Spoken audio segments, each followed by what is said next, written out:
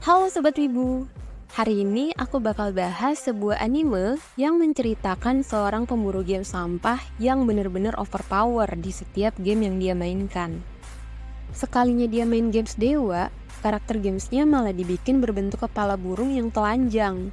Tapi udah pasti OP juga sih, bahkan ngelebihin profesional gamer. Nah, makanya buat kamu yang lagi nyantuy, lagi stres kerja atau stres sekolah, atau lagi gak ngapa-ngapain aja nih, yuk simak anime yang satu ini. Oh iya, jangan lupa subscribe, like, dan juga komen ya, biar aku makin semangat nih kontennya.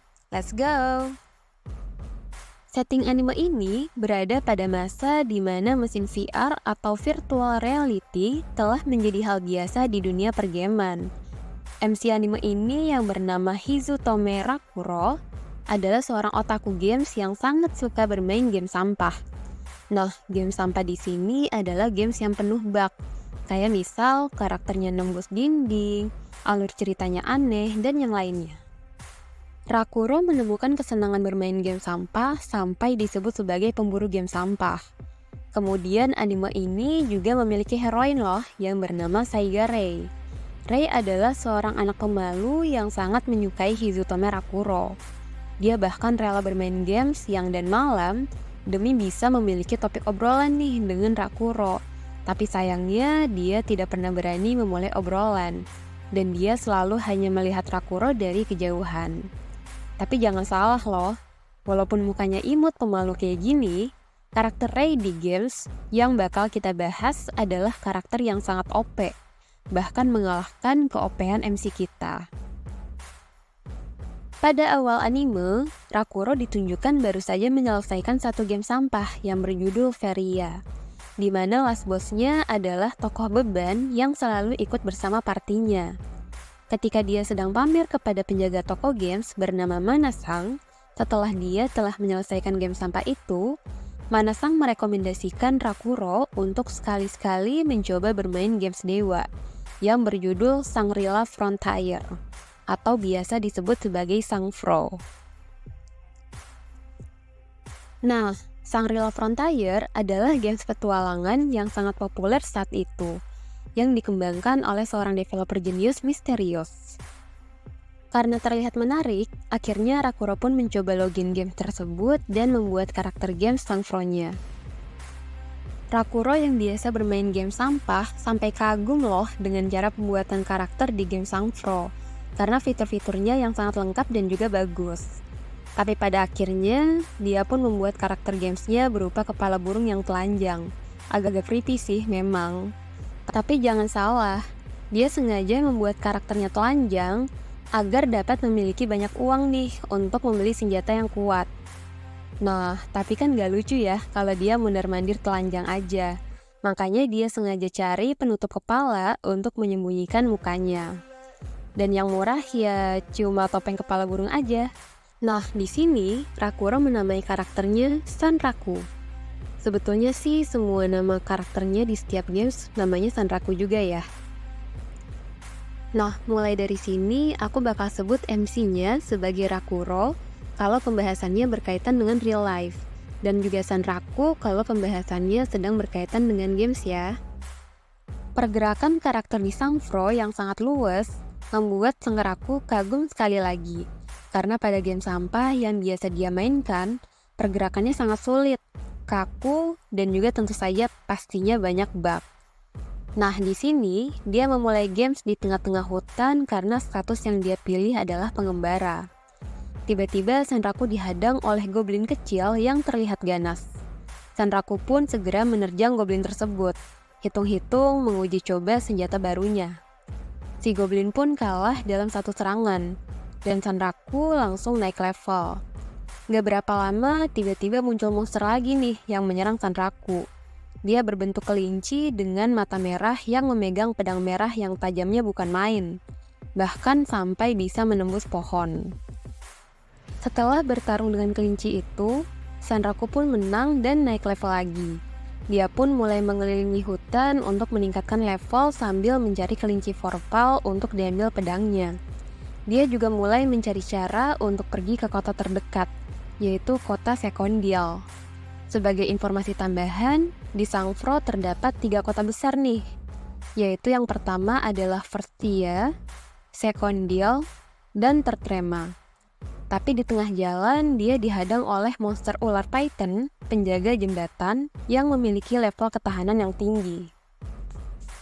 Nah, di sisi lain games, ada karakter berbaju zirah besar yang muncul di tengah kota dan terlihat sedang mencari seseorang. Ternyata karakter berbaju zirah tadi yang menakuti semua orang itu adalah karakter Ray dalam game Sangfro, yang dia namakan sebagai Saiger Zero. Saiger Zero bahkan mendapatkan julukan Attack Master karena saking kuatnya serangan yang dikeluarkan olehnya. Asal-usul nama Saiger Zero adalah karena pelafalan Saiger sama dengan kata Saiga, dan dalam bahasa Jepang Zero sama dengan Ray. Nah, untuk Ray ini aku bakal tetap sebut Ray aja ya, baik untuk pembahasan games atau real life, karena nantinya Sanraku juga bakal manggil Saiger Zero sebagai Ray. Nah, kita balik lagi nih ke adegan pertarungan si kepala burung. Sanraku mencoba bertahan dari serangan monster ular. Gerakan monster itu mudah dibaca, tapi tetap saja satu serangan dari ular dapat langsung membuatnya terbunuh. Sanraku mencoba menyerang, tapi pedangnya patah karena kulit monster ular yang sangat tajam. Dia pun mencoba menyerang bagian lainnya, tapi akhirnya tersemprot racun ungu yang dapat menurunkan HP-nya setiap 10 detik. Dengan kata lain, Sanraku akan mati secara perlahan-lahan. Sanraku tetap menyerang walaupun sudah terkena racun. Sanraku mulai berpikir untuk menyerang titik lemah dari monster itu, yaitu bagian kepalanya. Tapi itu adalah bagian yang sangat sulit untuk diserang. Dia pun mulai membuat celah serangan pada bagian badan monster ular, dan menyerang terus-menerus luka yang sudah terbuka, sampai monster ular itu tumbang. Tapi luka itu akhirnya tetap tertutup lagi. Dia pun tidak menyerah, dan menyerang mata monster ular itu sampai mati. Sanraku berhasil mengalahkan monster ular dan mendapatkan beberapa barang sebagai hadiah. Salah satunya adalah kulit ular. Tapi gawatnya, HP-nya tinggal sedikit, karena terkena racun ungu yang tadi. Dan Sanraku pun langsung berlari mencari tempat penginapan untuk titik pembangkitan. Kalau dia tidak sampai di titik pembangkitan sebelum HP-nya habis, level dan semua barang yang sudah didapatkannya akan menghilang. Sanraku pun berhasil sampai tepat waktu dan ia langsung mati. Setelah bangkit lagi, Sanraku mengelilingi kota dan mulai mengumpulkan perlengkapan untuk meningkatkan kekuatannya. Tapi orang-orang mulai memperhatikan keanehan karakter kepala burung yang telanjang, dan akhirnya dia pun membeli baju untuk menutupi tubuhnya. Sanraku juga ingin membeli senjata, tapi tidak ada senjata yang terlihat bagus, sehingga penjaga toko menawarkan untuk membuatkan senjata, asal Sanraku memiliki bahan yang bagus yang dapat dibuat menjadi pedang. Oleh karena itu, pergilah dia ke Limbah Dirmars yang berada di antara kota Sekondil dan Tertrema untuk mencari biji baja. Di sana dia malah menemui katak lumpur besar yang terus mengganggunya dan langsung menghabisinya. Kebetulan kulit katak ini adalah bahan dari baju pelindung baru yang dipakai oleh Sanraku, sehingga bisa dibilang kulit katak ini tahan tebasan, dan Sanraku pun mendapatkan bahan baju gratisan. 3 jam kemudian, Sanraku membawa banyak biji baja untuk dibuatkan pedang. Ternyata dia mendapatkan salah satu batu langka yang dapat dibuat menjadi senjata dengan tingkat serangan yang tinggi. Sanraku pun langsung meminta dibuatkan 2 belati dari batu tersebut. Sebelum Sanraku pergi, penjaga toko mengingatkan untuk berhati-hati, karena pada malam hari banyak monster berbahaya yang berkeliaran. Tapi ya, seperti biasa, MC kita malah semangat mendengar info tersebut, dan langsung gas memburu monster-monster di malam hari. Di sisi lain, Ray masih mencari Sanraku, dan mengalahkan monster ular yang Sanraku kalahkan dengan susah payah hanya dengan sekali tebasan. Ya, namanya juga OP ya. Dan di sini Ray juga sudah dapat info kalau nama karakter dari Rakuro adalah Sanraku. Sanraku pun memulai perburuan malamnya.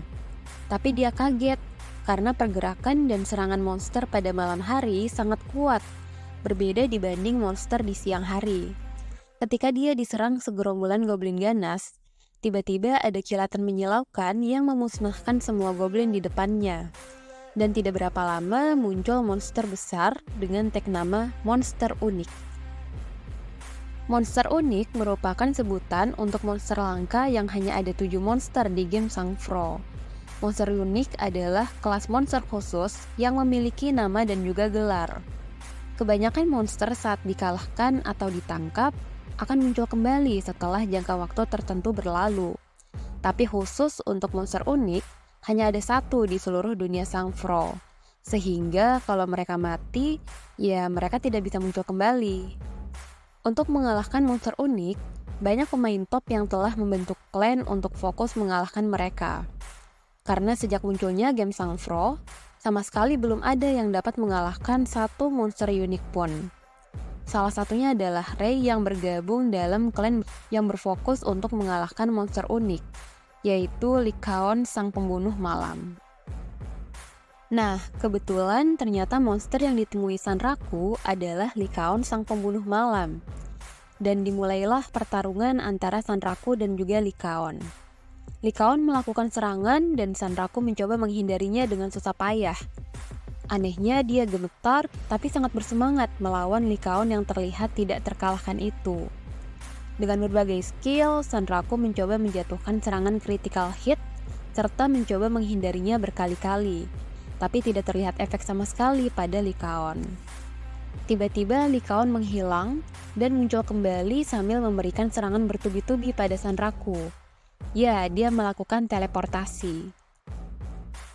Sanraku yang selalu percaya diri pun mengakui bahwa monster ini jauh dari level monster yang bisa dilawannya saat ini. Tapi dia malah makin happy, karena hal itu membuat darahnya mendidih dan terasa terbakar. Wah, memang game level dewa, katanya. Sanraku yang selalu berhasil menyelesaikan game sampah, sudah terasa melawan monster-monster abnormal seperti ini. Jadi nggak mungkin secepat itu dia akan menyerah. Tiba-tiba Lycaon mengaum dan kaki Sanraku terpotong. Serangannya tidak terlihat dan membuat Sanraku sekarat. Anehnya dia masih hidup, karena sebelumnya Sanraku banyak menambahkan skill keberuntungan dalam level skillnya. Akhirnya Sanraku menetapkan tujuan untuk mengalahkan Lycaon, dan menantangnya agar tidak dikalahkan dulu oleh orang lain sebelum dia yang mengalahkannya. Setelah kembali ke titik pembangkitan, tiba-tiba ada tanda kutukan Lycaon yang menempel pada tubuh Sanraku. Dengan adanya tanda itu, maka monster dengan level yang lebih rendah dari karakter yang terkena kutukan akan langsung melarikan diri. Kemudian karakter juga bisa melakukan percakapan dengan NPC. Selain itu, bagian tubuh yang terkena tanda Lycaon akan memperoleh kekebalan terhadap efek sihir yang dimana kutukan itu hanya bisa dihilangkan melalui doa seorang pendeta atau dengan mengalahkan monster pemberi kutukan itu, yaitu Lycaon sendiri. Sanraku yang masih kebingungan pun pergi ke tengah kota dan dia melihat ada kelinci yang mirip kelinci Vorpal yang ditemuinya di hutan. Dia melompati kepala Sanraku dan seperti memberi petunjuk untuk mengikutinya. Sanraku pun mengejar kelinci yang berlari dengan cepat itu sampai ke jalan buntu. Dan si kelinci memunculkan sebuah pintu yang bertuliskan skenario unik undangan dari kota kelinci. Nah, uniknya Sangfro adalah games ini memiliki banyak misi sampingan. Salah satunya disebut dengan skenario unik, di mana lokasi, waktu terbuka, dan juga isi dari misinya tidak diketahui oleh publik. Jadi hadiah yang didapatkan dari skenario unik ini sudah pasti kelas atas semua. Hal itu menyebabkan banyak klan yang juga memburu bermacam-macam skenario unik. Skenario unik yang dimasuki oleh Sanraku merekomendasikan hanya karakter berlevel 80 ke atas aja yang bisa melakukannya. Sedangkan pada saat ini, Sanraku hanya berlevel 28. Ya, tapi CMC kita ini masuk-masuk aja sih tanpa sadar akan hal itu. Setelah memasuki pintu itu, Sanraku memasuki sebuah kota yang penduduknya penuh dengan kelinci Vorpal. Kelinci yang tadi dikejarnya menyambut Sanraku dan memperkenalkan dirinya dengan nama Emul. Emul mengatakan bahwa dia sekarang terkenal karena berani melawan Lycaon sendirian. dan bahwa dia adalah perwujudan dari jiwa Vorpal. Kelinci ini juga bilang bahwa tanda di tubuhnya adalah tanda pengakuan dari Lycaon, bahwa Sanraku merupakan makhluk yang setara dengan Lycaon. Karena hal itu, bos dari kota kelinci ingin menemui Sanraku. Sanraku adalah orang pertama yang diundang memasuki istana kota kelinci. Ketika Sanraku memasuki ruangan bos kelinci, terlihat kelinci raksasa yang mirip dengan Yakuza, yang dikelilingi oleh beberapa kelinci-kelinci kecil dengan suara yang sangat berkarisma. Nah, itulah bos dari kota kelinci dan juga ayah dari Emul yang bernama Vaisias atau biasa disebut Vas. Vas menawarkan untuk mengajari Sanraku karena kagum dengan keberaniannya melawan Lycaon sendirian. Dan Sanraku segera menerima hal itu karena dia mengira ini adalah misi pelatihan.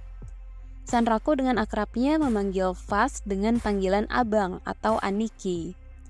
Untung si bos oke-oke aja nih dipanggil Aniki. Lalu Vas menunjuk Emul untuk menjaga Sanraku dan memaksa Sanraku menggunakan kalung jiwa Vorpal yang gunanya adalah mengurangi setengah perolehan kekuatan dari si karakter.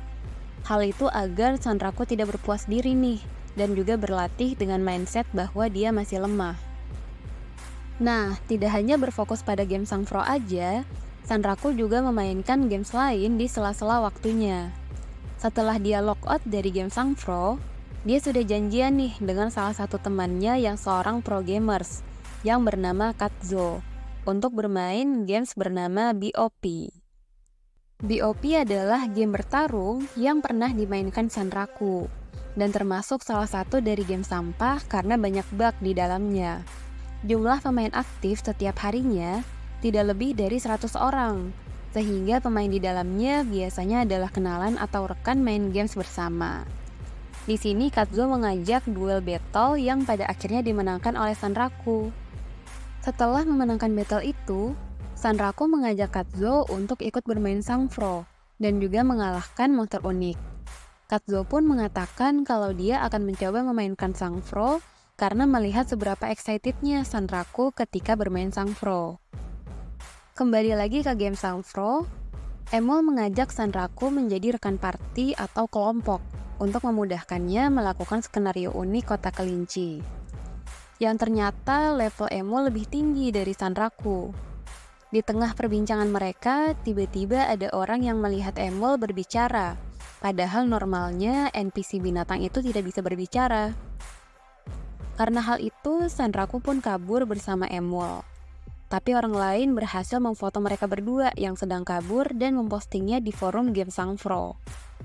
Sanraku kabur sampai ke tanah kosong berbatu, dan dia berencana memastikan salah satu ketentuan tanda Lycaon, yaitu makhluk lemah melarikan diri saat melihatnya. Setelah dicoba, ternyata hal itu benar, karena monster domba yang baru lewat di depannya langsung kabur setelah melihat tanda itu. Jadi Sanraku pun memutuskan untuk hanya menghajar bos monster saja, dan pergi menuju rawa yang katanya terdapat monster besar yang bersembunyi bernama Mood Digger. Sesampainya di sana, tiba-tiba ada monster rawa yang melompat. Tapi kaki Sanraku sulit digerakkan karena tenggelam dalam rawa-rawa. Dalam kata lain, ini pertempuran yang sulit untuk Sanraku yang kemampuannya memang terpusat pada kelincahannya. Segitu dulu review anime dari aku. Sampai jumpa di part selanjutnya ya. Dadah!